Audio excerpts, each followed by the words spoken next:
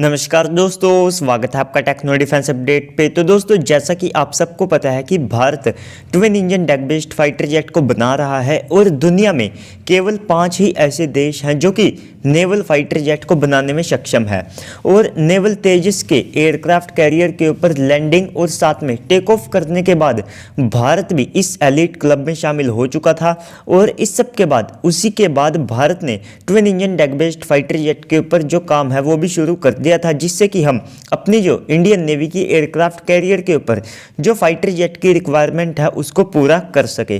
तो अब भारत के twin engine deck based fighter jet को लेकर के कुछ अपडेट्स निकल करके आई है, जिसके अनुसार इसका जो प्राइमरी डिज़ाइन रिव्यू है उसका जो काम है वो शुरू हो चुका है, जिसे पीडीआर कहा जाता है, जिसको 2022 के एंड तक शायद कंप्लीट कर लिया जाए। और इसके बाद इसका जो सीडीआर होगा यानी कि क्रिटिकल डिज़ाइन रिव्यू, तो उसको 2023 तक कंप्लीट कर लिया जाएगा। तो जो टेडी बीएफ फाइटर जेट है इसकी जो फर्स्ट फ्लाइट है अब उसे 2026 में कंडक्ट किया जाएगा। और इस बात को खुद इंडियन नेवी ने बताया है, यानी कि जो प्रोटोटाइप इसका होगा उसको 2025 में ही रेडी कर लिया जाएगा। 2025 में उसका रोल आउट हो चुका होगा। तो इसके बाद ये इंडियन नेवी के जो मिग 29K फाइटर जेट हैं उनको ये 2024 से रिप्लेस करना शुरू कर देगा। और इसका जो मास प्रोडक्शन है वो 2030 या फिर 2031 से शुरू हो जाएगा। और ये एक 4.5+ जनरेशन का फाइटर जेट होगा। और इसका जो फ्रंटल सेक्शन है वो 5th जनरेशन फाइटर जेट की तरह स्टेल्थ रखा जाएगा, यानी वो भी डायमंड शेप्ड होगा। और इस सब के बाद ये मौजूदा राफेल फाइटर जेट से कहीं ज़्यादा एडवांस होगा, क्योंकि ये उससे कहीं ज़्यादा स्टेल्थ होगा और इस सब के अलावा उससे कहीं ज़्यादा एडवांस वेपन्स को अपने साथ कैरी करने में कैपेबल होगा। तो परफॉर्मेंस, रडार, एवियोनिक्स और इस सब के अलावा वेपन पैकेज से जो राफेल फाइटर जेट है उसको ये पीछे छोड़ देगा। तो इंडियन नेवी लगभग 100 twin engine deck based fighter jet को ऑर्डर करेगी। और इस सब के अलावा अगर उनको थर्ड एयरक्राफ्ट कैरियर भी दिया जाता है, उनकी इस आवश्यकता को भी पूरा किया जाता है, तो ये जो नंबर है ये 150 तक जा सकता है। क्योंकि अगर उनके लिए 65,000 टन वजनी एयरक्राफ्ट कैरियर को बनाया जाता है तो इंडियन नेवी उसके लिए 57 से ज़्यादा फाइटर जेट को लेगी। तो इस हिसाब से ये जो नंबर है ये बड़ी आसानी से 150 को भी क्रॉस कर सकता है। तो जो twin engine deck based fighter jet होगा इसका जो पहला प्रोटोटाइप होगा उसमें जनरल इलेक्ट्रिक्स के F414 इंजन्स को यूज़ किया जाएगा, जिनका जो थ्रस्ट है वो 98 किलो न्यूटन है। लेकिन इसके बाद जब ये मास प्रोडक्शन में जाएगा और इसकी जो पहली स्क्वाड्रन होगी उसको ऑपरेशनल किया जाएगा, तो वहाँ से भारत इसमें खुद के 110 किलो न्यूटन थ्रस्ट क्लास वाले स्वदेशी इंजन्स को यूज़ कर सकेगा। और ये जो फाइटर जेट है ये 26 टन क्लास का एक फाइटर जेट होगा, जिसके कारण से तेजस MK2 से ज़्यादा वेपन्स को ले जाने में सक्षम होगा। और इस सब के अलावा इसमें ज़्यादा पावरफुल इंजन्स का यूज़ किया जाएगा। और इसके अलावा ये ट्विन इंजन फाइटर जेट होगा तो इसमें ज़्यादा पावरफुल रडार एंड एवियोनिक्स को यूज़ किया जा सकेगा। तो दोस्तों, इस सब के बाद भी पहले कुछ रिपोर्ट सामने निकल करके आई थी जब ये सामने आया था प्रोजेक्ट की जो इंडियन एयरफोर्स है वो भी twin engine deck based fighter jet के एक वेरिएंट जिसे ओरका के नाम से जाना जाता था तो उसको यहाँ पर प्लान करेगी। और इस ओरका फाइटर जेट को कुछ इस तरह प्लान किया गया था कि जो टेडी बीएफ है वो 26 टन क्लास का होगा, लेकिन इसमें मॉडिफिकेशन करके इसको 25 टन क्लास का बनाया जाएगा। और इस सब के अलावा इंडियन एयरफोर्स के जितने भी आवश्यकता अनुसार चेंजेस होंगे उनको भी यहाँ पर कर दिया जाएगा और इसको एक ओमनी रोल एयरक्राफ्ट बना दिया जाएगा, जिससे ये भी राफेल फाइटर जेट की तरह कई तरह के जो मिशंस है उनको एक साथ करने में कैपेबल होगा। तो दोस्तों, जब भी भविष्य में इंडियन एयरफोर्स अपने स्क्वाड्रन की आवश्यकता को 42 से बढ़ाएगी और इसके अलावा उनको जब भी ट्विन इंजन फाइटर जेट के तौर पर एक मीडियम वेट क्लास के फाइटर जेट की आवश्यकता होगी, तो उसमें जो टेडी बीएफ फाइटर जेट है या फिर इसका जो ओरका वेरिएंट होगा वो उनके लिए सबसे ज़्यादा बेस्ट ऑप्शन होने वाला है। और इस सब के अलावा जो इंडियन एयरफोर्स है, आप देखिएगा कि आने वाले समय में जैसे जैसे ये प्रोजेक्ट का जो प्रोटोटाइप है वो पास में आता है तो इंडियन एयरफोर्स भी इसमें अपना जो इंटरेस्ट है वो शो करना शुरू कर देगी।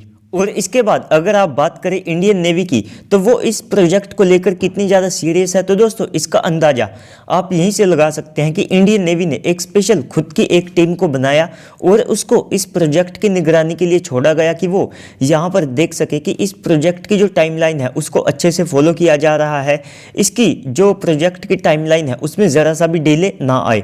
तो आप यहीं से इंडियन नेवी की शक्ति का इसके ऊपर अंदाज़ा लगा सकते हैं।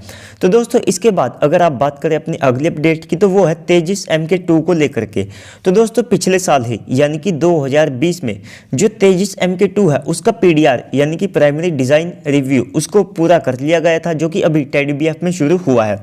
तो इस साल इसका जो CDR है उसे भी कंप्लीट कर लिया गया था और तेजस MK2 के CDR के कंप्लीट होते ही इस प्रोजेक्ट से जुड़े जितने भी लोग हैं सबने चैन की सांस ली थी, क्योंकि 15 नवंबर को इंडियन एयरफोर्स ने जो तेजस MK2 के CDR डिज़ाइन है उसको एक्सेप्ट कर लिया है, यानी कि अब तेजस MK2 के ऊपर हम ज़्यादा तेज़ी से काम कर सकेंगे। अब इसके पहले जो 2 प्री प्रोडक्शन प्रोटोटाइप होंगे उसको जल्द ही रोल आउट कर दिया जाएगा और इसका जो पहला प्रोटोटाइप है उसको अगले साल यानी कि कुछ ही दिनों में अगला साल आ जाएगा, तो सितंबर या फिर अक्टूबर में उसको रोल आउट कर दिया जाएगा। और इस सब के बाद उसी साल इसके जो हाई स्पीड ट्रायल्स हैं उनको भी कंप्लीट किया जाएगा और 2023 में इस फाइटर जेट की जो फर्स्ट फ्लाइट है उसको यहाँ पर कंडक्ट किया जाएगा।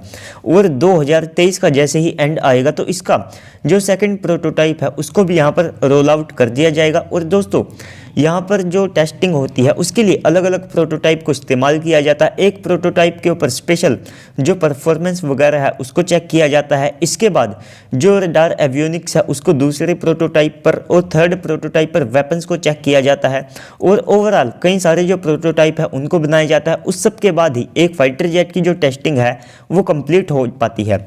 जो सुखोई Su-57 है उसके भी 10 से लेकर के जो 12 प्रोटोटाइप है उनको यहाँ पर बनाया गया था। और इस सब के अलावा एक और जो खास चीज़ जो ADA प्लान कर रही है वो है कि जैसे ही चीज़ें टाइमलाइन के अकॉर्डिंग कंप्लीट होती है, ख़त्म होती है, तो तेजस MK2 का जो पहला प्रोटोटाइप होगा उसको 2023 के एरो इंडिया 2023 में वे शोकेस करेंगे, यानी कि 2023 के एरो इंडिया में आप सबको तेजस MK2 देखने को मिलेगा। और 2022 में जो तेजस MK2 है इसको एक नया नाम दिया जाएगा। और इस सब के अलावा ये जो काम है ये खुद हमारे जो PM मोदी हैं वे करेंगे और ये अटल बिहारी वाजपेयी जी के बाद दूसरा ऐसा इवेंट होगा जिसमें हम खुद के फाइटर जेट को एक नया नाम देंगे। तो CDR के कंप्लीट होते ही काफ़ी सारी जो चीज़ें हैं वे कंप्लीट हो जाती है, जो पेपर वर्क होता है वो ऑलमोस्ट डन हो जाता है। इसके बाद इसकी जो मैन्युफैक्चरिंग होती है, इसके पार्ट्स की मैन्युफैक्चरिंग होती है वो काफ़ी ज़्यादा ईजी हो जाती है। और CDR के कंप्लीट होते ही जो तेजस MK2 का पेपर वर्क है वो ऑलमोस्ट आप डन समझ सकते हैं, क्योंकि इसके बाद इसके पार्ट्स की मैन्युफैक्चरिंग वो शुरू हो जाएगी और 2026 से इसका जो मास प्रोडक्शन है उसे शुरू कर दिया जाएगा।